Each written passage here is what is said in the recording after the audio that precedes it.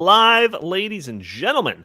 Why does it seem like there are so many businesses and industries that are doing things that undermine themselves? Whether it's beer companies offending their main consumers, or Disney tripping over themselves to become less family friendly, or oil companies trying to go green, there seems to be no shortage of this trend. Is ESG to blame?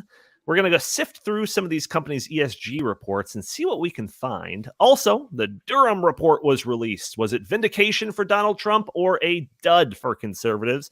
We're going to be talking about all this and more in episode 398 of the In the Tank podcast.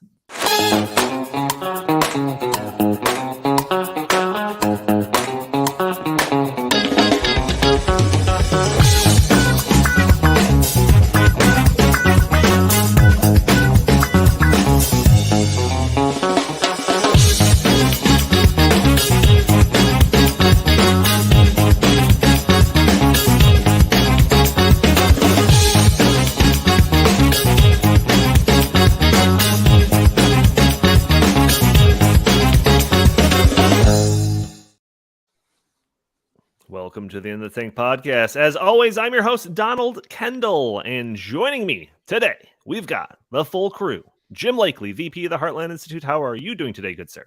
I'm doing okay. I am on vacation day, so I'm in a vacation shirt, not a collared shirt as usually I have on this. But you know, I love you guys, and I love our audience. I love this podcast so much. Even on vacation, I can't help but be part of it. That's true. We couldn't keep him off if we tried. Also joining us, Chris Talgo. He is the director of editorial director. That's it for the Heartland Institute. How are you, good sir? Doing good. Can't complain. All right, man. A few words. Justin Haskins, director of the Socialism Research Center, and lacking most of his voice. How are you doing today, good sir? I'm doing okay. Unlike Jim, I'm here against my will. So I don't want to be here, but I am. And I'm standing. Hashtag still standing. We need to get that going. For some reason, it's amazing. Like, my voice is totally shot, as the audience, I'm sure, can tell. But I have no idea why. It's really weird. It's not like I've done anything out of the ordinary. I feel fine. I just woke up like this, and I don't know. Well, last episode, somebody accused you of being a robot, Chat GPT. So this is just proving that you're actually human. The facade. So... it's all breaking down now. It's all being revealed. It's terrible. The algorithm is corrupted. That's actually just. AI is really advancing. It even gives us a scratchy. He's got a computer virus. That's look out, everyone. So yeah, lots to get to this episode. We got a lot of topics, but we have some news from Heartland HQ itself. Jim shows up to work the other day, and he goes to salute the flags like he always does every morning. It's 7 a.m. on the dot, and he was distraught to find that we had been vandalized at Heartland HQ. Jim, take it away. What happened? Yeah, well, actually, so sometime between last Tuesday and around podcast time last Thursday, somebody had come to our office building and had vandalized. Since we moved into the building in 2015, we've had the American flag and the Gadsden flag, the one that says "Don't tread on me" on it. Very important in the Revolutionary era, and of course, kind of a rallying call for the lovers of freedom in America for 250 years now. And actually, it was after the podcast, I had taken producer Andy and our intern. It was our intern's last day out for lunch. And we came back, and I park in the same spot. And I always, when I park, I look over and check out the flags. And I noticed they're gone, and walked over there and realized that somebody had lowered the flags and set them on fire, and melted the nylon into a nice black pile at the bottom of the flagpole. And in fact, we've been in the building since 2015. The first thing I Googled, one of the first things I Googled when we moved in the building was how to remove spray paint from brick. because I figured because the Heartland Institute is such a controversial organization because of our stances for freedom and free market capitalism, but especially our stance against climate alarmism, that it would just be a matter of time until somebody came along and vandalized our building. When we were in downtown Chicago, in what they call the Loop in downtown, on 1 South Wacker, in a really nice building, one day we had a die-in on the street in front of our big apartment building. And I went down there and stepped over them like like I didn't care about them, because I didn't. And so that was kind of funny. So, we've been the target of protests at our climate conferences before. That's happened several times. But anyway, so this happened. So I filed a police report. We have security cameras at the Heartland Institute, but they point at the doors to catch somebody trying to break in. Or do they, for any of those that are planning on another attack? We might have new cameras. We don't know. Yeah, and I should just warn everybody, if you want to try something again, that the building is booby trapped, and if something bad happens to you, that's on you, not on us. I'm not sure the law actually thinks so, but too bad. That's the way it's going to work out. Anyway, so I filed a police report. The cameras didn't pick up anybody doing anything because it's not pointed at the flagpole in the middle of the building. It's pointed at the doors. So police report's been filed, and then we installed this week new flags that are bigger than the ones that we left before. So take that. Now there's even more. There's even bigger appreciation for the United States of America and for freedom in front of the Heartland Institute building. Yeah, every time our flags get burned down, we're going to replace them with bigger and bigger flags. That is Yeah, I think that's a good idea. Can we get one of those come and take it flags? Let's add that. Let's start adding flags. Let's have more flags. Right. Yeah. We could be like the United Nations out there with like 50,000 flags. Let's do that. Yeah. You know that like Camping World has like that like humongous and like just gigantic American flag. We got to get one of those. Yeah, just obscures the entire building. Right, exactly. Yes. Can we order one of those, please?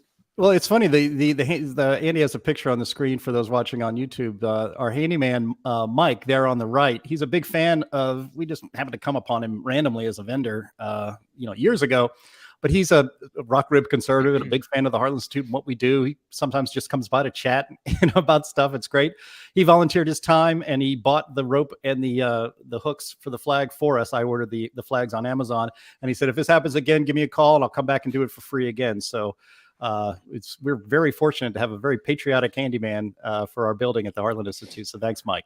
Bob Johnson says, did you add another camera pointed at the flag? And we did, and it may or may not be equipped with poison-tipped darts. So yes. we'll leave that to someone's imagination. We'll neither confirm or deny that. If you have a red dot on your head when you're standing next to the flagpole, beware. Yes. So another week and another instance where so-called conspiracy theorists amongst us were vindicated. So first it was Russian collusion, nothing burger, Justin's favorite term. Then a whole host of different COVID stuff, effectiveness of lockdowns, whatever. Then it was gas stoves, and I'm sure I'm missing a million things, but we got a new one. The Durham report was finally released after, 4 years in the making, something like that.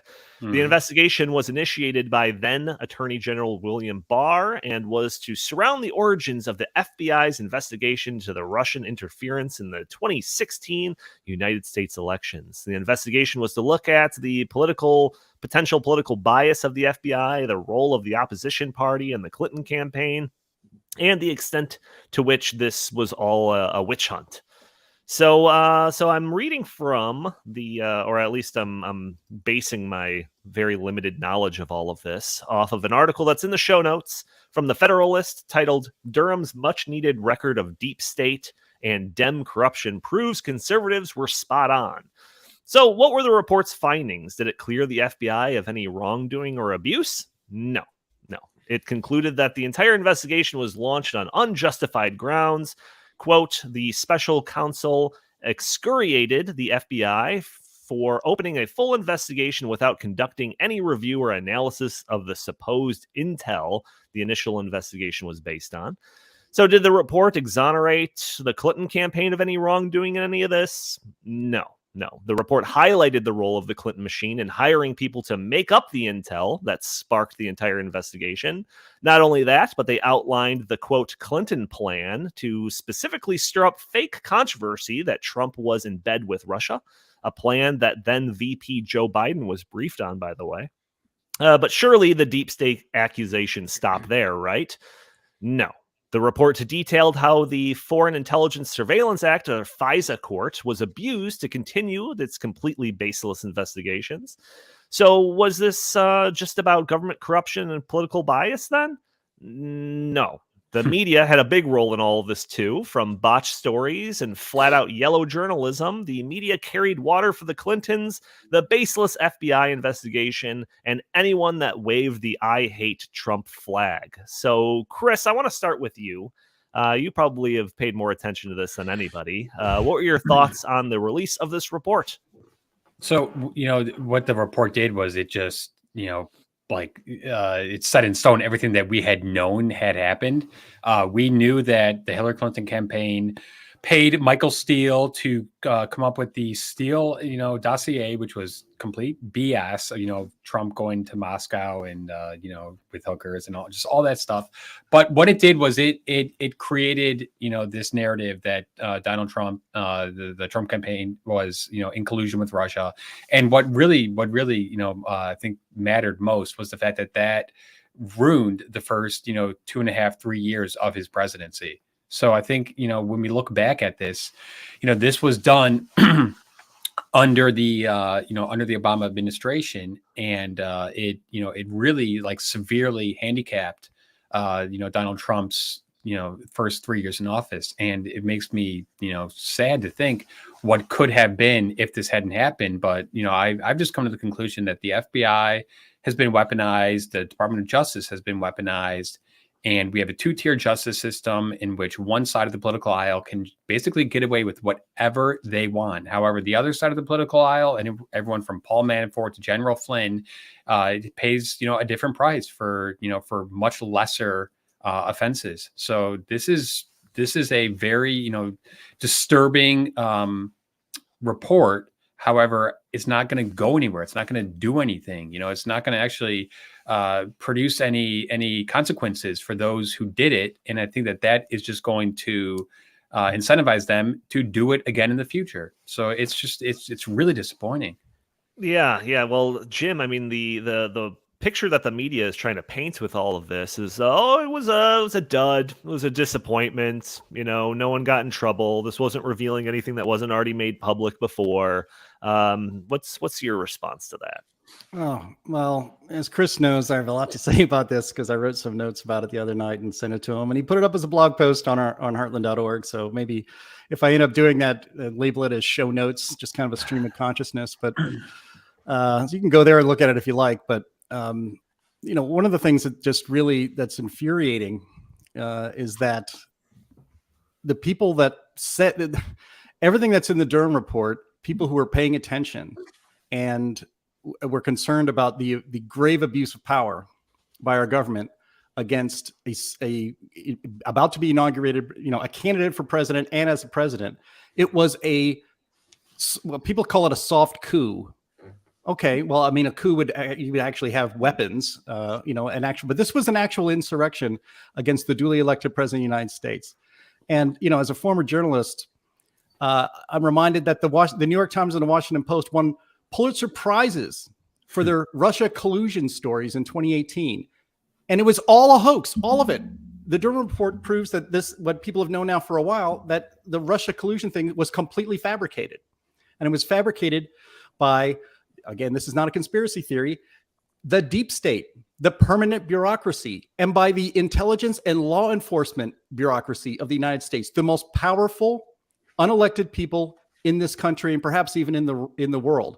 But the citation from the Pulitzer Prize Awards that New York Times and Washington Post got says, quote, they got it for, quote, deeply sourced, relentlessly reported coverage in the public interest that dramatically furthered the nation's understanding of Russian interference in the 2016 presidential election and its connections to the Trump campaign, the president-elect's transition team, and his eventual administration.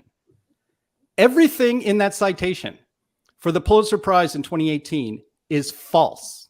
It was purposely false. And in fact, the Durham report shows that they were very, very gentle in the way, really, criminal charges should be filed against dozens of people who abused their offices and created out of thin air serious felony charges against the president of the United States. And he was handcuffed. His administration was stymied. Like it or not, he won the presidency. The American people rejected Hillary Clinton, which was supposed to be the continuation of the Obama administration. And the reaction of the deep state and the left and the Democratic Party, and in a meeting with Obama and Biden and Comey and Brennan and the Attorney General, all got together and said, hey, we need to stop this guy. We need to basically push this narrative that he's an illegitimate, not legitimately elected president installed in office by Russia. And every network, save Fox News, ran with this as if it was true and gospel for years. This is the biggest scandal in American history, bar none. Nothing even comes close. Rachel Maddow and so many other stars of cable TV said night after night after night that Donald Trump was an actual agent, a foreign agent of Russia, taking orders from Putin in the White House. And do you even realize how much damage that does to society? How the public cannot trust their institutions because you continue to perpetuate this lie for years and years and years. And the idea that this Russia collusion story, for which they won Pulitzers, was deeply sourced is a complete joke. It was the same deep staters who were inventing this out of whole cloth, feeding it to the media to perpetuate and to say it's true. And the Durham report shows that, again, John Durham should have recommended criminal charges for dozens of people. He didn't recommend criminal charges for anybody. Guys like Roger Stone, have their homes raided by a SWAT team at 5:30 in the morning to frog march him out of his house for a process crime of bragging that he was more connected to the WikiLeaks guys when he actually never met them. That was his actual crime for which he was prosecuted federally. These people lied to courts. They fabricated evidence. Nobody has. The thing that's so discouraging about this is that the Durham report was maybe a last chance to have any kind of credibility, to have somebody be held responsible, to have actually should have been dozens of people held criminally responsible for committing crimes and abusing their power. And nothing like that will ever happen. The innocent continue to be punished and the guilty walk around scot-free. And to see the smug look on the faces of guys like Jim Comey, who goes off and gets a book deal. He's a millionaire now, and he can't wipe that smug look off his face. Peter Strzok, who sends text messages to his FBI colleague and lover, Lisa Page, saying, don't worry, we have an insurance plan to make sure that we destroy Trump. All of this stuff is true. And talking about it for most of the last 5-6 years, you were called a conspiracy theorist. And now to see the media at the back end of all of this say, hey, there's nothing to see here. This is all old news. It is infuriating.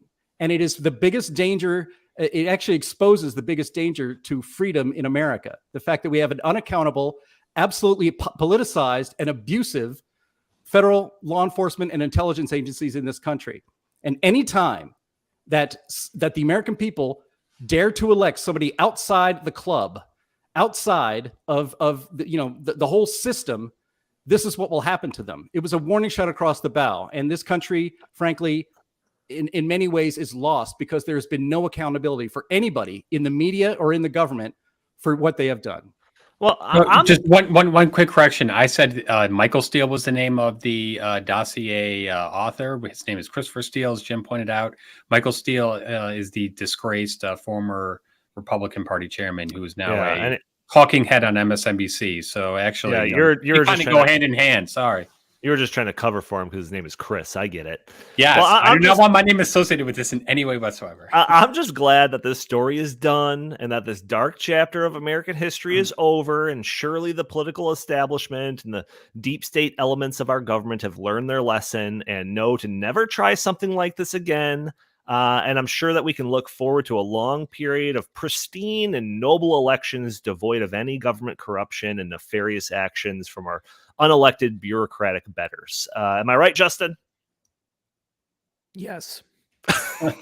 No, you're wrong. Look. I mean, the thing is, there's no accountability, and there never is accountability. It's not just on this; it's on a million other things. And so it goes all the way back. We go back to Benghazi. We go back to Hillary Clinton torching her email server, which she shouldn't have had in her basement, and hiding her emails. I mean,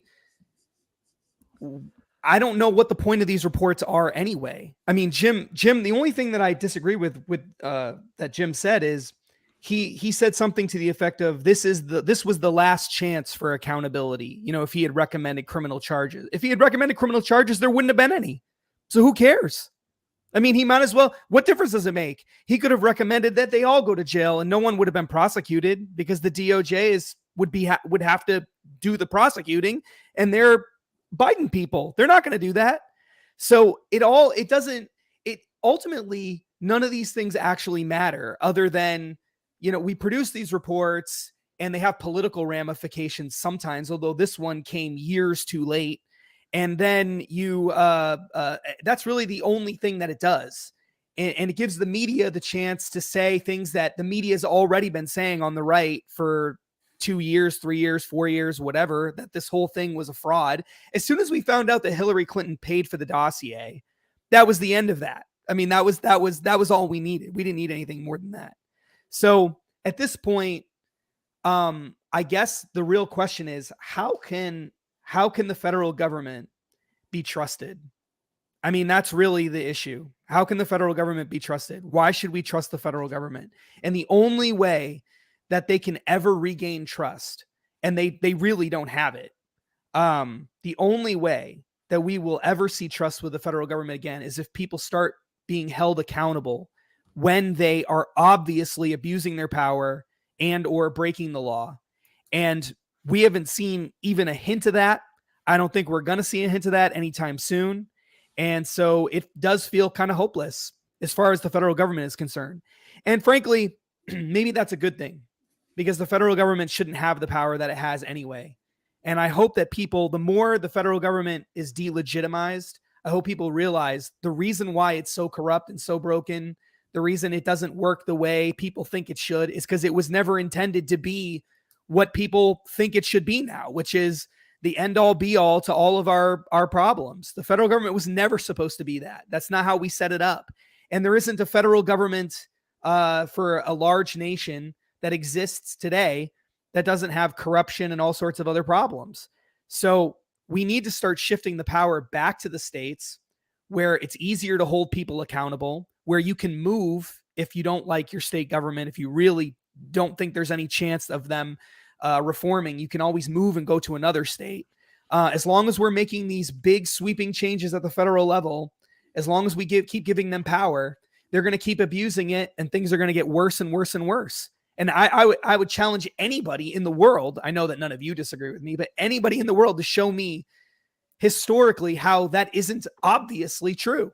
Clearly, they've been abusing their power. And the left used to be the champions of the people saying, the champions of the idea that the federal government, especially on the law enforcement side, like the FBI and the NSA and the CIA, that they're all corrupt, that you can't trust any of them, that they're abusing their power, that they're surveilling people. They've been saying that for a half century. And now all of a sudden they're defending it because it's on there. It's helping them now. See, so it's just, I mean, at the end of the day, that's the problem. There's no accountability, and this report wouldn't have done anything to improve that anyway. So we need to overhaul the whole thing. And I don't know who's willing to do that, but that's the only hope we have of improving the federal government in the minds of the people. I think that one way you could improve it is if you actually had accountability at the top, because I don't think most FBI agents agree with what is happening. And I know that there are some whistleblowers who are coming out and saying, hey, we think that this was terrible. However, James Comey and, the people at the top of the intelligence agencies, as we've seen, with the Hunter Biden laptop letter, they are the ones who have the, connection to the left and to the Democratic Party. So unless and until you decouple that relationship, I think this is just going to go on and on and on. Well, I mean, I think this result just shows that we're no longer a free people with a government that operates at our consent. We're subjects of the ruling class. That's why nothing happens, as Justin said, because it serves the interests of the ruling class and the Democratic Party. And there's apparently nothing we can do about it. We can't vote our way out of this. We tried that in 2016, and the result was this. The corrupt prosecution of the people in the government that we elected. The destruction really of the rule of law, and the revelation ultimately that our system is completely broken. I mean, that's where we are. And so, I guess you're right, Justin. I mean, even if there were charges recommended by John Durham, that Merrick Garland is not going to, is not going to follow through and actually file federal charges against these people. So it wouldn't have mattered anyway. But at least it would have been on the record that these people should have been, or it was recommended by an independent counsel that they should have been charged with federal crimes because they obviously committed federal crimes. We had people spend years in jail awaiting trial for parading around the Capitol. And we have people here who have completely perverted and corrupted our law enforcement system and our justice system in this country to go after one man, Donald Trump. I mean, the number of people that they destroyed through the entirety of the Trump administration and then afterwards, of course, is nearly endless. And not a single person who has done actual wrongdoing, who has committed actual crimes, will ever have any accountability for it. And it's not even just that, it's that they're rewarded. They're rewarded with, lucrative contracts as a commentator on cable channels, book deals, speaking engagements, all of this stuff. It's very disheartening, but this is America now. We don't live we're not a free people with a government that operates at our consent. We are ruled by the ruling class. And literally, when they're caught red-handed committing crimes, nothing happens to them. That is the extent and the depth and the of their power. That there's nothing they can do that can ever get them in trouble. But they will trump up charges to make you in trouble and make your life miserable and punish you for opposing them. That's not the free country we think we live in, but that's the country we live in now. I think it also shows the power of the deep state, because Donald Trump, did campaign on draining the swamp and, coming in and firing a lot of these people at the intelligence agencies and, the Justice Department. And that just goes to show that the deep state, they're always there. That's permanent Washington. Politicians come and go, and they could not stand the fact that Donald Trump, was going to come in and do what he said he was going to do. So what did they do? They launched this bogus investigation. They crippled his presidency, and they made a lot of people think that he was a, quote, illegitimate president. And it worked to some degree. And that's what's so frustrating, because now that it worked, I'm worried that they're going to use this tactic again and again and again in the future. Yeah, no doubt. I'm sorry to say, but it's kind of what I expected. Like this report comes out, right. The media is just like, oh no, nothing to care about over here, and the whole thing just it just kind of seems like the page one headlines, all this misinformation, and then when it's actually figured out to be untruthful, we've got a retraction on page 65. 6 months later. Well, in this case, 4 years later. So. But it's worse than that, because I've been watching, the coverage of it on CNN and MSNBC, and I mean, they mock it. They are talking about how this is, quote, a nothing burger, when we know that there is a lot of substance in that report. Is there a silver lining, anyone? Great question by Christine here. Anyone? This just seems dour. I want to move to a better, a little bit more of a lighthearted topic here in a minute. No, because a lot of, I think the only silver lining is that people actually understand how their government actually operates and how corrupt it actually is. So if there's any silver lining, that's that. It's not very shiny silver, but that's actually a good point. I actually think that does matter in the long run. That might matter a lot. I don't think this one report did that. I think a lot of people already feel that way, but it's cumulative. It has a cumulative effect. And I think it does do that. It wasn't that long ago that everyone was convinced that James Comey was actually, a fair and balanced guy, and he was appointed by George W. Bush, and he was going to be fair and all this. It wasn't that long ago. Republicans. Yeah, exactly. Republicans were the ones saying that. They were the ones saying that. It wasn't that long ago that you had Republican members of Congress actively criticizing the Trump administration for various things related to this. They were suspicious that maybe actually Trump did have some sort of weird deal in Russia or whatever. It wasn't that long ago that was the case. What happened with Donald Trump was the left went so crazy and the ruling class went so crazy that it made it clearer than ever how corrupt they all are, how in bed they all are, how biased they all are, how willing they are to use their power. I don't think that most people would have believed prior to Trump becoming president that so many people at the top in so many different agencies would be willing to do something like what happened in this case. Right. I just think people generally just didn't believe it. You mean, you had your libertarians who hate government and they definitely believe it. And then you had certain parts of liberals, like the far left liberals, who think 9/11's an inside job. They definitely believe it. But everybody else, I think, was generally like, no, maybe certain people, but you would never have all these parties working together to create this elaborate conspiracy purely for political reasons. And to like, that just, I don't think people would have believed that. And now we all know. That is a great point, because I've been following this stuff, for 20 years now, like very, very closely. And before the 2015, Donald Trump, entering the race, if you'd have told me that the Justice Department would have done what they've done and the national security state would have done what it did, I would have been like, no, that's just too far fetched.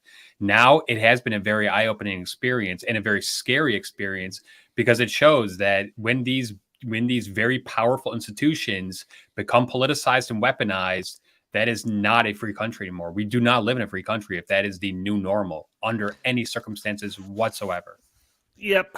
We're getting into just complete banana republic territory when it comes to our political system nowadays. So I would expect not. I was joking, obviously, about them learning their lesson.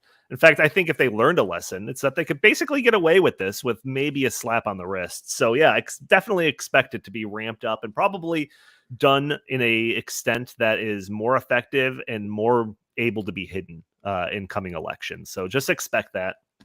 But we should move on. We're already more than halfway and we haven't gotten to our main topic. So I'm sure there's people in the chat that are upset about that. So let's get into it. The main topic comes to us from Jim. He made me aware of a Miller Lite ad that's a couple of months old, but it's only just recently gone viral. And no, this isn't the Dylan Mulvaney. That was Bud Light. Apparently, they're two different two different companies. I'm not a beer person, so I didn't know that. And this was, you know what? Let's just play the clip. I don't think there's any need for me to explain it before we play it. Andy, if you have that clip ready, the Miller Lite ad, go ahead and play this. This is gonna make you want to drink their product. I know it. Go ahead. Here's a little known fact. Women were among the very first to brew beer ever. From Mesopotamia to the Middle Ages to colonial America, women were the ones doing the brewing. Yeah, Centuries later, how did the industry pay homage to the founding mothers of beer? They put us in bikinis. Wow. Oh my God. Oh my God. Look at this wild.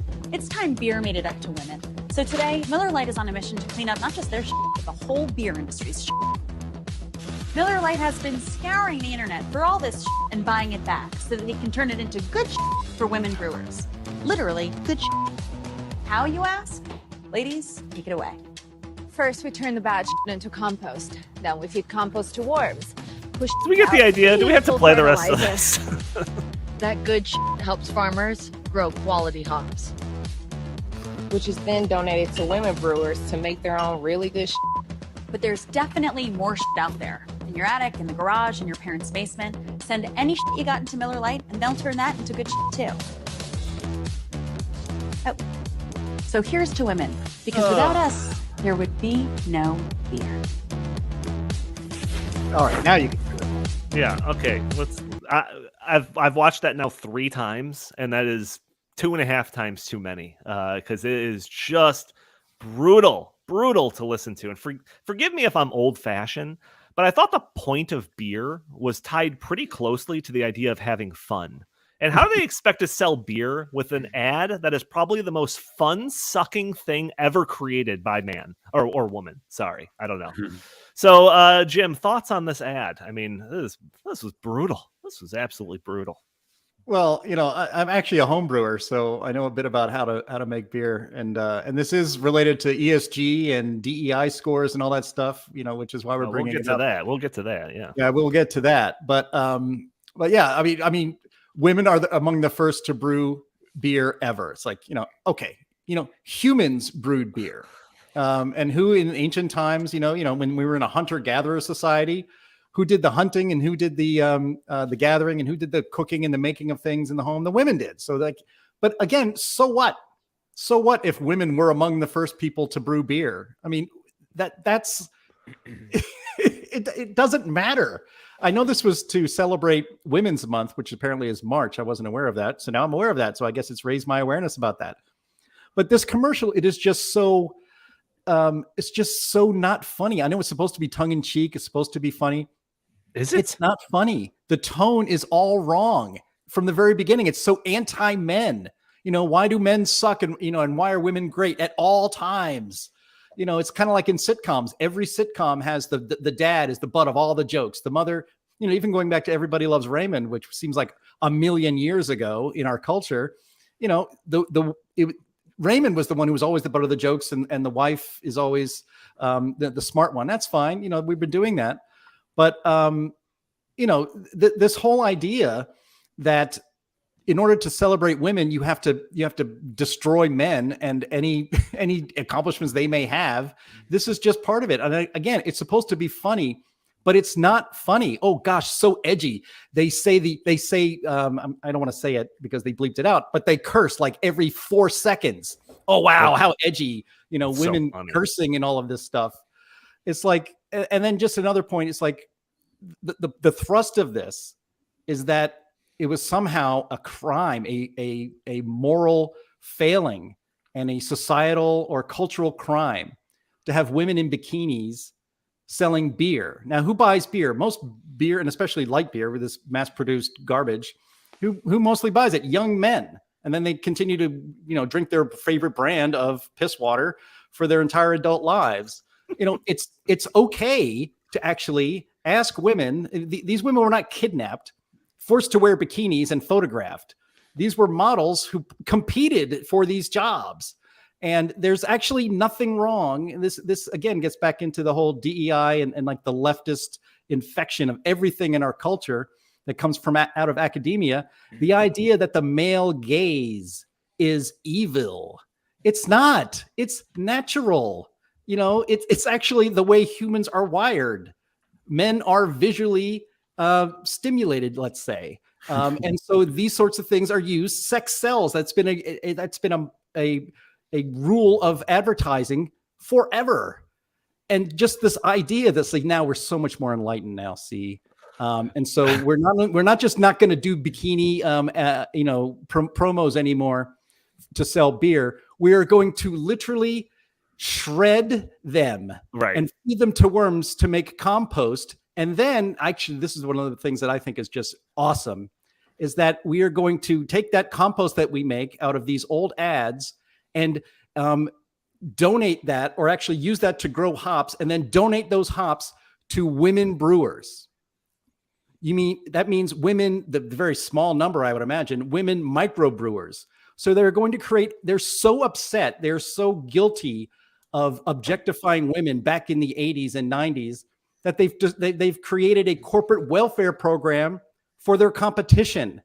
They're going to be giving away materials to women brewers as penance for their sins of the past. And I guarantee you that increases their ESG scores as a corporation, which is the reason they did all this stupid ad in the first place. Yeah, everyone buckle up, because I think we're going to be going longer than an hour. We've got a lot of topics to get to.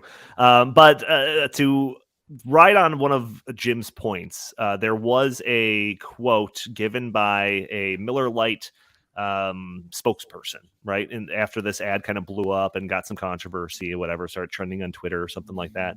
The quote is, "This video was about two things: worm poop and saying women shouldn't be forced to mud wrestle in order to sell beer. Neither of those things should be remotely controversial. And it's like, that's the biggest straw man in the world. Like, what slave labor were they using to for these women to be, being dressed up like this? No one was using force. If they were using force and forcing women into bikinis for their ads, that's a whole nother story. And maybe they should be having different commercials apologizing for that. But as far as I'm aware, this was all consensual. This is all done by voluntary interactions between consenting adults. So I don't know where that straw man came from, but it's mind-blowing to me. And obviously, this is hot on the heels of the controversy that Bud Light found itself in when it decided that a great spokesperson for their product was Dylan Mulvaney, a person who has been a trans woman for about a year now. And this is what inspired the thought that led to the overarching main topic of this podcast. Why are all these companies keep stepping into controversy when it's so obvious that the thing that they're doing is going to be controversial? So another example of this sort of thing was the recent decision by Sports Illustrated to feature a transgendered model on the cover of their swimsuit edition, which is especially ironic considering that we were just told by Miller Lite Ad that featuring women in bathing suits was bleep and outdated. So I don't know. Sometimes it's empowering. Sometimes it's degrading. I'm not really sure which one. I guess our cultural betters have to tell me in every example of it. Or remember that Gillette razors commercial from not that long ago that basically called all men misogynistic pigs that need to evolve? So anyways, all of this has just led us to ponder, is this related to ESG? And I want to explore that a little bit. But before I get to some of the points that I have that maybe shed some light on that specific question, Justin, what are your thoughts on all of this stuff so far? I think that the biggest issue is not that they have taken the position that they have in the commercial. I think commercials over time have radically changed. And the kinds of commercials you saw in the 1920s would not have women in bikinis selling beer. Okay. But the kinds of commercials that you see over time should be a reflection of what you think your customer base wants. And that's how the free market works. Right. So the issue that we have, the issue that I have with this isn't so much what they were saying. It's the reasons why they were saying it. See, the reason why they're saying men are terrible and they forced women into these bikinis, or implying it that, men forced women into these bikinis to sell beer and that was awful. And, men are, pigs. And so we're going to go in a different direction now. And women deserve all the credit for beer and blah, blah, blah, blah, blah. Right. Like that, like the reason that they're doing that is not because that's what most of the customers want. If that's what most of the customers wanted, then I wouldn't blame them for doing that. But they're imposing that idea on people. That's the point. And it's not just them making a bad decision to try to impose an idea because maybe they just misunderstood and they thought that's what their customer base wanted. It's all of them. Like all the corporations are doing it. When you have the swimsuit edition thing for Sports Illustrated is probably the best example of it in history, because the sole purpose, see, at least with beer, there are women who drink beer too. Okay. But there are no women who are straight women who are buying the Sports Illustrated swimsuit edition. Like right. The sole reason that thing exists is to ogle women. Heterosexual men. Like that's it. That's all. There's no other reason. There's no reason for it. It has nothing to do with sports. The only reason you do it is because they're scantily clad women and heterosexual men like to look at half naked women. They're aesthetically pleasing to look at. That's all. That's the only reason. It's very simple concept. So when you say, okay, let's put a transgender person on the cover of it that heterosexual men don't want to see, then that there's literally no commercial reason to do that in a normal market situation. And that leads to all the ESG stuff and everything that we've talked about. So fundamentally, it's not about the commercials and the messaging. It's actually about the reasons for the commercials and the messaging. Right. And so I think that's the primary problem. When you get all the elites together and they all start imposing whatever ideas they want on society, that's where you run into trouble. And I think that's what we're seeing now across every single thing, with Disney, with Bud Light, with everybody now. Sports Illustrated, they're all doing the same thing. They're force feeding people ideas that are not what their customers want. They don't care what their customers want. And that's a total breakdown of market economics. Yeah, so Chris, I want to get into some of the connections, the specific connections to ESG, but do you have any comments before I do that, or do you want to save it for after? No, I just real quick comment, just kind of expanding on what Justin was saying. I completely agree with his assessment that this is trying to impose, I think it's trying to normalize this to people. I think it's also trying to normalize it to the younger people.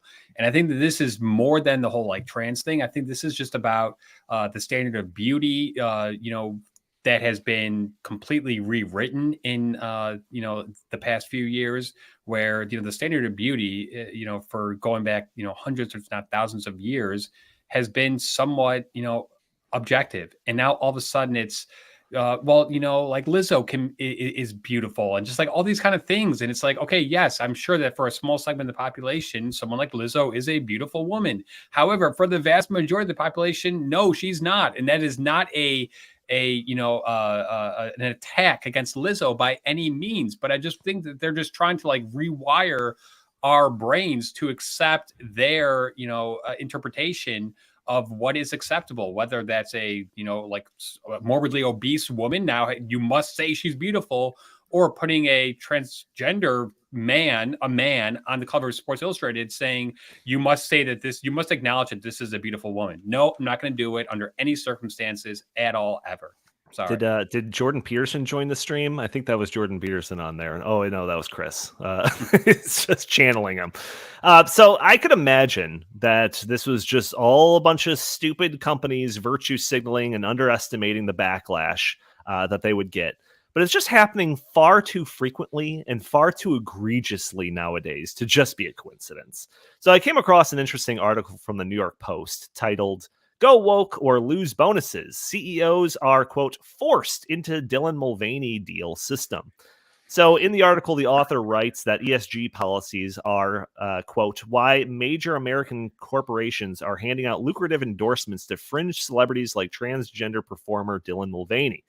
The author then references an article from the New York Post that talks about how, quote, companies strive to receive a perfect Corporate Equality Index CEI score from the pro-LGBTQ plus lobbying group, the Human Rights Campaign, to comply with progressive policies espoused by the world's biggest asset funds, pushing them into branding deals like the one with Mulvaney.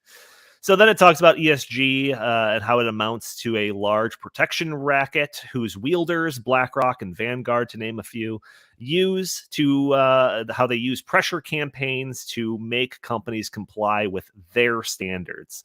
So, and I thought, like another thing is that I think people underestimate the work that goes into ESG compliance. This isn't just some score that is generated by some nonprofit that has as much or as little power as you are willing to think it has. No. ESG is a major thing for big corporations. Probably any company that you've heard of has an ESG compliance officer or an entire department dedicated to ESG compliance. If you want an eye-opener into the extent of this ESG crap, just Google company of your choice and ESG report, and they will probably have one for you. So I have in the show notes an ESG report from 2022 from Anheuser-Busch. So Andy, pull this up if you can. This is a very interesting thing. So listeners of the show, if you're watching, you'd be able to see that this isn't just some 2-page black and white Word document report about ESG and what this company is trying to do to improve their ESG scores. No. This ESG report is 105 pages, full color, heavy graphics, charts, infographics, spanning every topic from climate change to diversity, equity, and inclusion, everything that you could possibly imagine. And if there was any doubt that this wasn't related to the Great Reset, and like the social credit score that revolves around that we talk extensively about. On page 100, if you go all the way to page 100, Andy, this is a surprise specifically for Justin. If you go to page 100 of this report, there is a section titled World Economic Forum Stakeholder Capitalism Metrics. And you'll find an index of all the metrics proposed by the World Economic Forum and a list of what pages of the report you'll find information about those specific metrics. So, Justin, I knew that this report was going to have a whole bunch of virtue signaling about climate change and sustainability and diversity stuff, but I truly did not think I would find a section specifically talking about the World Economic Forum's concept of stakeholder capitalism. What do you think about all this? Yeah, that's amazing. It's one of those things where, I feel like people are aware of ESG and they know that ESG is a problem. I think most people on the right or have at least heard of it. They at least are worried about it in some fashion, but I don't think that they actually understand just how widespread and pervasive it is in corporate America. It is everywhere. It is everywhere. Any company, any large corporation, almost any large corporation, you can find an ESG report that they produce every year bragging about all their ESG work. And it's not common, though, to see it laid out quite like this, where they say, go to, this complies with this specific ESG metric for the World Economic Forum. You don't usually see it like that, which is pretty stunning. But it just goes to show you everything we've been saying about this is 100% true. Why? What does this have to do with what their customers want? Like, what does it have to do with what their customers want? The World Economic Forum is not their customers. So why are they bragging about how well they're complying with WEF mandates? Who cares? The average person buying beer does not care what the World Economic Forum says. And it just goes back to what I was saying before. So much of what is happening in these companies has nothing to do with what the customers want. Nothing. And that's exactly what this is indicating. They literally have a team of people at this company whose sole job is to track compliance with the World Economic Forum's ESG metrics. Like, think about that. Why would they do that? Why would they spend all this time? That's the thing that we've been pointing out over and over and over again. And you could take almost any story that you see in the news that's related to this, that's a weird kind of story, and you can, if you go far enough back and you dig deep enough, you will find some connection to ESG one way or another. That's the only reason they do it. It has nothing to do with anything else. The sheer amount of effort that went into just creating that report, and all that effort that could have been used for, producing a good product. It's staggering. It's unbelievable. And they're not the only ones. Like I said, you can Google any company and find an ESG report pretty much the same size, if not bigger than something like that. What do you think about all this? Well, I'm sure Justin would agree with me. This is social engineering through corporate power. Right. Because, you may elect in Europe, say you may elect a left-wing government, and they may push some of these agenda items on climate and equity and immigration and all sorts of things. But then even in places like France, the people get sick of it and elect a right-wing government to replace that and to reverse some of those things and slow progress. And the ESG movement is quite literally the attempt by global elites to socially engineer the world through corporate power, because you can't, they figure if they don't have to get unanimity among all corporations, but they sure seem to be getting pretty close to it, because it's infecting the beer brands in the United States. It's affecting airlines. It's affecting car companies. It's infecting almost every aspect of your life through corporate power. And they figure they probably have estimated that they are right now at the critical mass of corporate cooperation in socially engineering society into a leftist, collectivist, and anti-capitalist direction. Ironically, using the power of capitalism to destroy capitalism and freedom, because those two things go hand in hand. So that's what this is about. That's why you see a commercial like was produced by Bud Light, or that's why Bud Light hires somebody that has nothing to do with anybody who actually consumes Bud Light, somebody who these people actually probably never, most of the customers never even heard of, but then saw it and was like, what is this? This is not me. This is not my life. This is not something I necessarily agree with. That's why they, the people being hired in these corporations are of the woke stripe. A lot of them are young. They've just come out of college. So they've been indoctrinated in this. And again, it's social engineering through corporate power so that you cannot escape it. So if you like light beer, but you're not woke and you actually want to, push against ESG and the idea of destroying our society and forcing people by taking away their choices. Okay, well, if you were a Bud Light drinker, you might have actually switched last month to Miller Lite. Well, now you have to reevaluate that because they're on the woke ESG train as well. I believe Molson Coors is also a pretty high up on the ESG agenda. So that's another thing. So, you could be like me and brew your own beer, which I'm actually overdue for a couple of batches. So I'm going to have to do that. Yeah. But Jim does it in a bikini. So you have to be a little worried about that. Yeah. I mean, but it's everywhere. And so I just want to resist the movement to re-engineer society through corporate power. And so, you just have to start making your own smarter choices if that's important to you. Chris, I want your thoughts on this, but I do want to bring up Disney for just a minute before I do. So let's check out Disney's ESG report. And for a company the size of Disney, a single report, that's too low effort. When you're Disney, you need an entire website to feature your ESG efforts, filled with topic filters and impact stories and everything you could possibly imagine under the sun of ESG. It's truly unbelievable how much effort goes into this for a company the size of Disney, apparently. Disney is a company that historically attempted to make content that appealed to the most common denominator. They retold old fairy tales with a then modern flair and then new age animation techniques. And now they can't seemingly go a day without a story revolving around them virtue signaling something or another.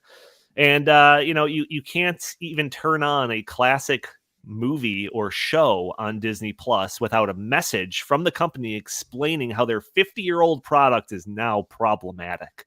It's literally the case. I had my 2-year-old watching DuckTales the other day, and an episode came on, and there was a warning saying that the way that a certain peoples are being portrayed on this are problematic, and how we're going to leave it on so that we can learn from our mistakes or something like that. It's unbelievable. But most of the movies that they come out with now, they try to broadly appeal, but they definitely have some sort of social justice messaging in there somewhere or another. So Chris, I mean, feel free to talk about Disney if you want, or just any of this and how it connects to ESG, whatever you think. Well, just I want to just go back to one of the statements you just made. So I don't think that many of these media companies like Disney or Netflix or Amazon Prime are making content that is broad-based, that is supposed to appeal to a wide audience, because I've noticed that it is very tailored to a like a virtue signaling, audience, and it's not meant to appeal to traditional values, I think, and it's definitely not meant to appeal to the foundations of this country. So it doesn't surprise me. I'm very worried that this is creating a bandwagon effect in which all these mega companies, whether it's Walmart, Target, just on down the line, are doing it just to do it. And I don't understand why some of them aren't standing up and saying, you know what, we just don't agree with this. This is not a law. They have they do not have to abide by these things. This is all their choice. And I just wish that there would be companies would have more of a backbone, especially some of the companies that we associate with, traditional American values. I wish that they would just stand up, but it's not happening. So I wonder if it's going to lead to a bifurcation within the market where you are going to have companies that are like decidedly quote like left or decidedly quote right. And I mean, I guess that might happen. I don't want that to happen, but seems like this trend is not going away anytime soon. It seems like it's just ramping up more and more and more. And I wonder if the American people are going to make their voices heard, and through economic boycotts or through just not buying these products or paying for these services because they're so sick and tired of it. But then on the other hand, I say no, because even a lot of times when I'm talking about this with other people, it's like, yeah, we don't like it, but we're still going to to Walmart to buy our stuff, or we're still going to Target to buy our stuff, or we're still watching stuff on Netflix. So it's almost like there isn't the availability of alternate choices yet to give people a way out. And I wonder if that is going to come to fruition, or if now we're just going to be in a market that's dominated, by ESG and by these, virtue signaling corporate executives who are just ramrodding this down our throats. And I think this is all, part of like a larger strategy that we talked about, earlier, with just trying to, rewrite, normalcy. And, like back in the old days, beer companies made beer. That's what they did. And they had funny ads and it was cool. And, I'm sure a very, very small sliver of the population didn't agree with that, but that's fine. Most people did. And nowadays it seems like it's being turned on its head, where these corporate executives are trying to appeal to that small, tiny sliver of very, vocal opponents to these things.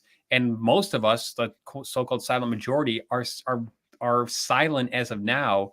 But I do wonder if that's going to change at some point. I wonder if we will reach, that inflection point where just Americans say enough.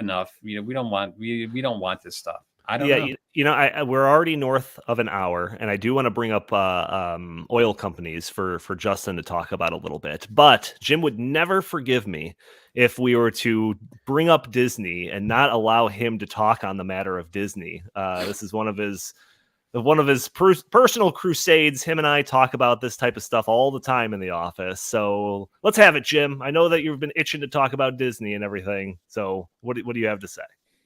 I have nothing to say about that. No comment. No comment.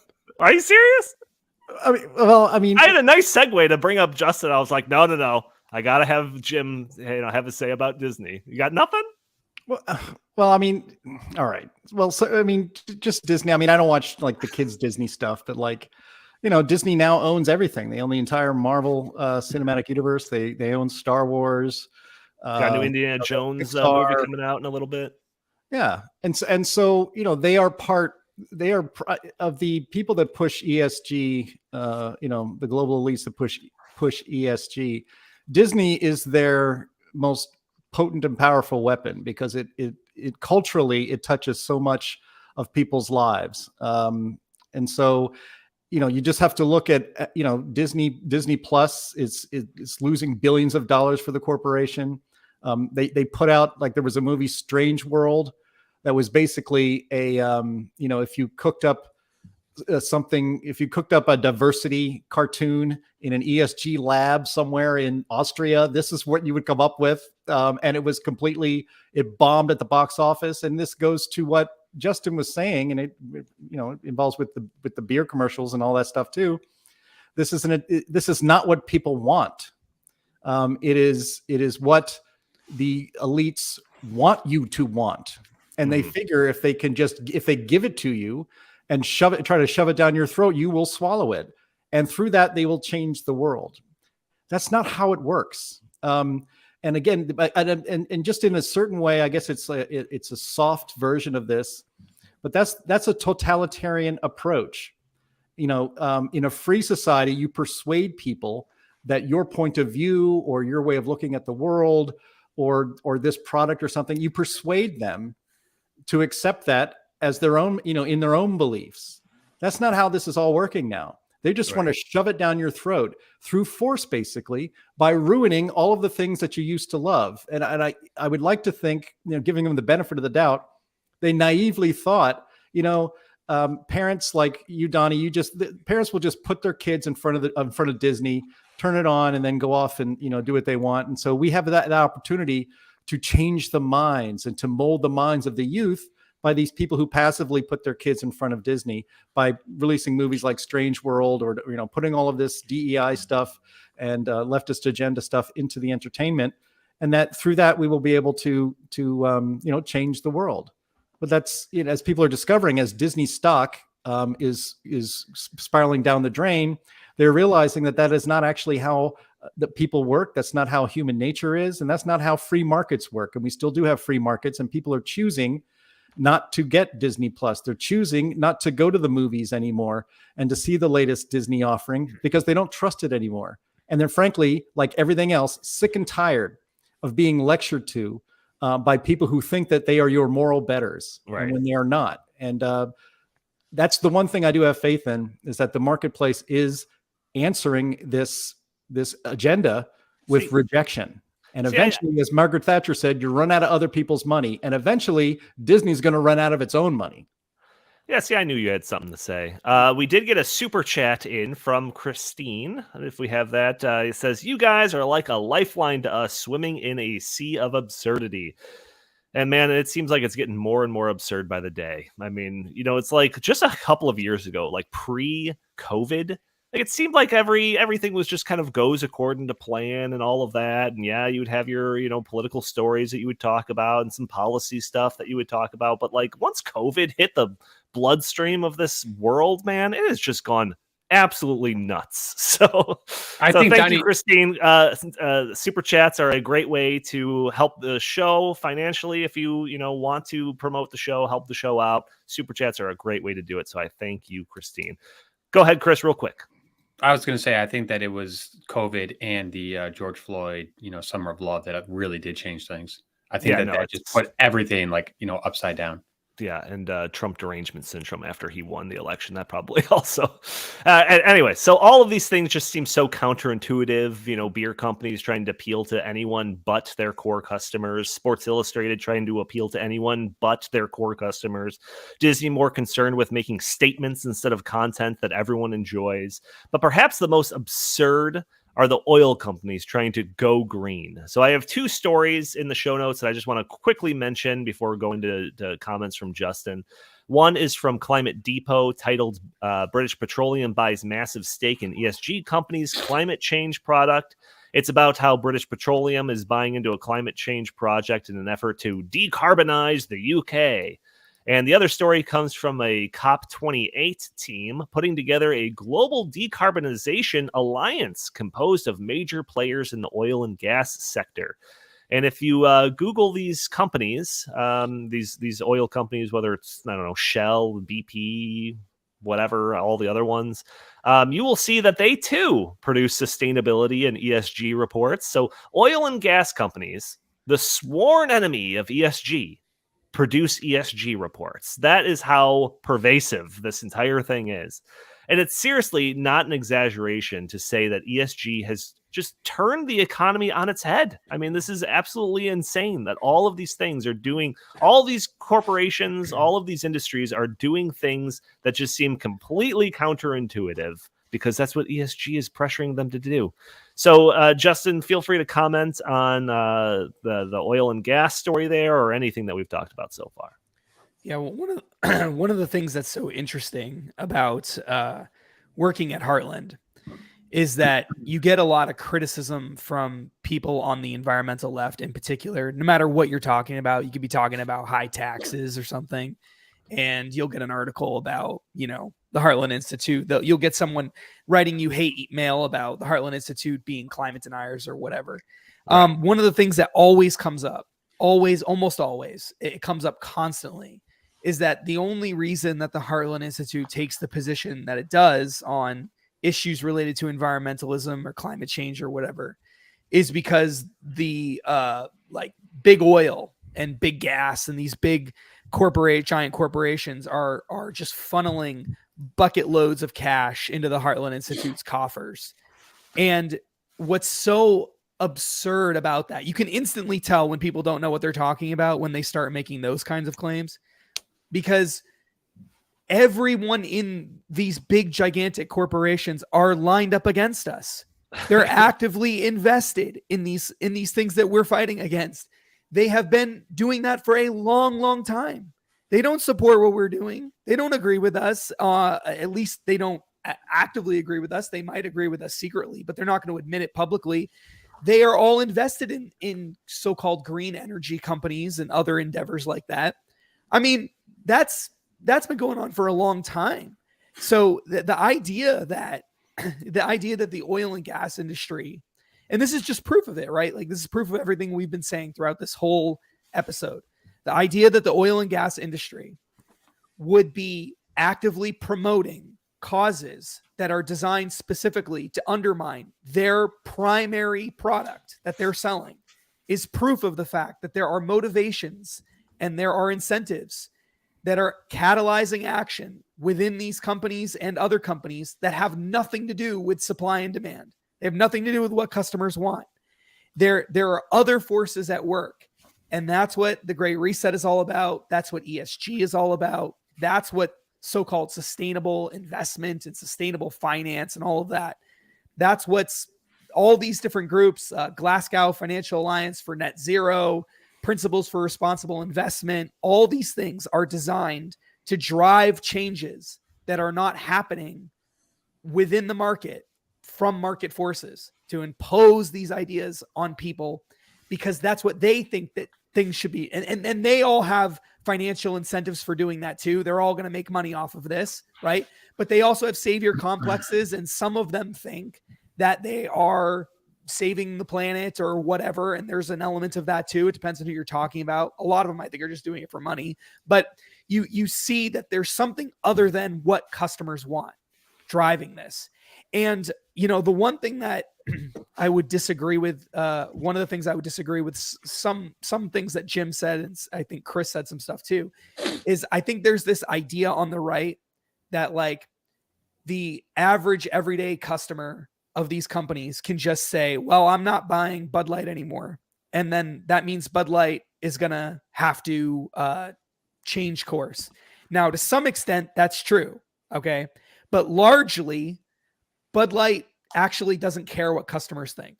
For them, I know it's hard to believe, but a lot of the money that comes into this system now is not from regular consumers.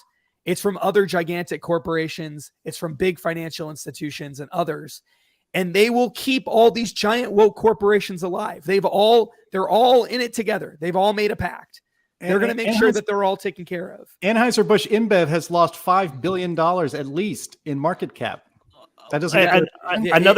It doesn't matter. Well, It'll go back up. It'll go. And back another up. example of just like the ESG turning everything on its head is I just saw a story. I think it's Ford or something like that is like reporting like a $60,000 loss on every EV that it sells, every electric vehicle that it sells, something like that. It's like $60,000 loss, like per car. It's like, how is that sustainable? Well, but Donnie, that's why I think that they are doing this for their short-term preservation, but I think it's naive, and I think it doesn't bode well for the long term, because I think that, yes, for the time being, we might have very few options in terms of the beers we can, for the beer brands we can buy or the gasoline stations we can go to.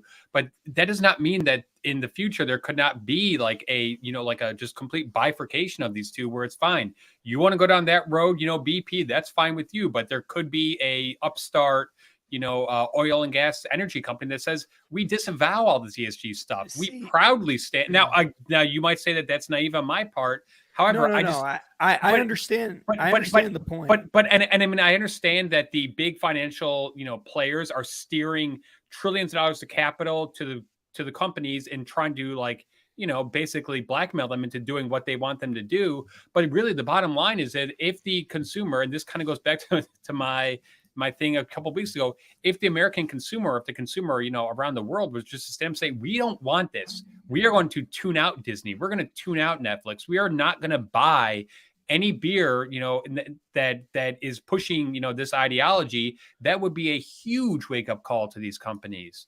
But then the other side of that argument is that, but you know what? We do live in a world in which these companies have such, power, whether, whatever sector it's in, that they can to some degree kind of ignore the will of the consumers, because we do have, such limited choice in many of these sectors. So I can see both sides of the story is all I'm saying. Yeah, I want Justin to have an opportunity to respond to that, but I will say in the example of the car company that's taking a loss on every EV that they sell, aren't there laws in place that like these car companies have to sell X amount of EVs, in proportion to the rest of the cars that they sell? So it's like only these massive car companies could possibly take that hit. No startup could possibly, make a profit if they're making a loss. On, but what I'm saying is, and this goes back to what Jim and Justin were saying earlier about this is like, the antipathy of the free market. This is like the complete antithesis of it. Oh yeah. And like back in the day when horse and buggies were, like ruling like the, the transportation industry,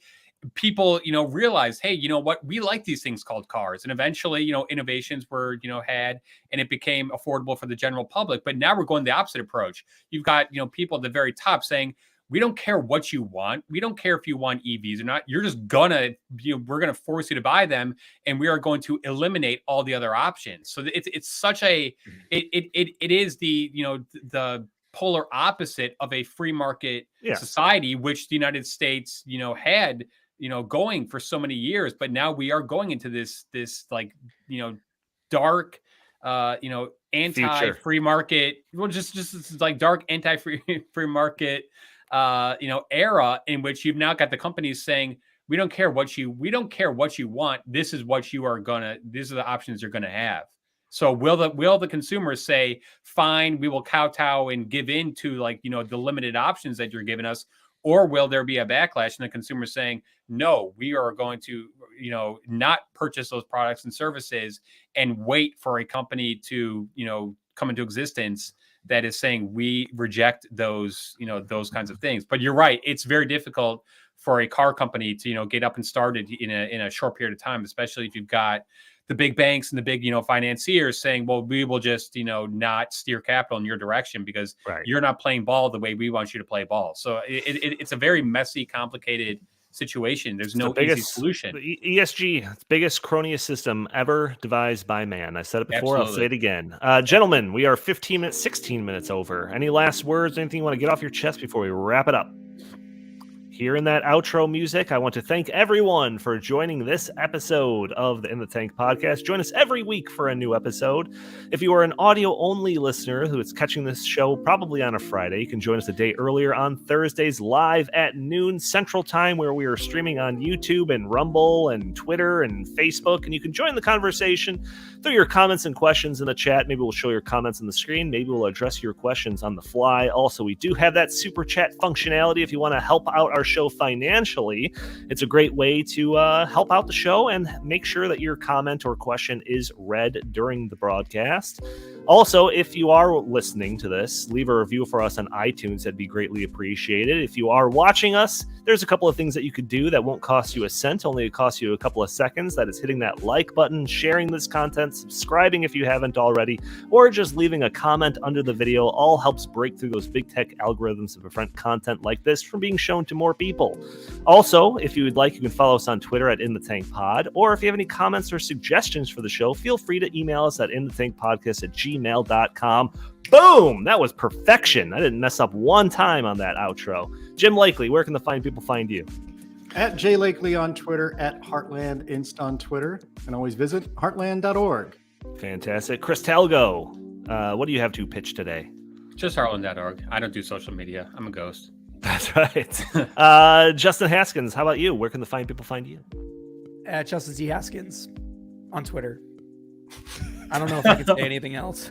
My voice might die. Yeah, he's just ran out of voice. All right, folks. All right, thank you all for tuning in. We will talk to you next week. Forget it, Donnie. You're out of your element.